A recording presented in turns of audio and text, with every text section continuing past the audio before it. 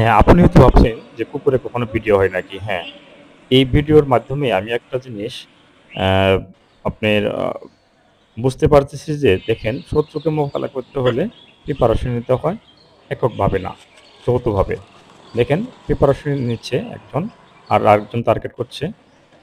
তো দেখতেছি কিভাবে শত্রুকে মোকাবেলা করতে হয় এবং এখন আ আবার প্রিপারেশন নিয়ে ৩ জন আসছে। ১ জন সামনে ২ জন পেছনে।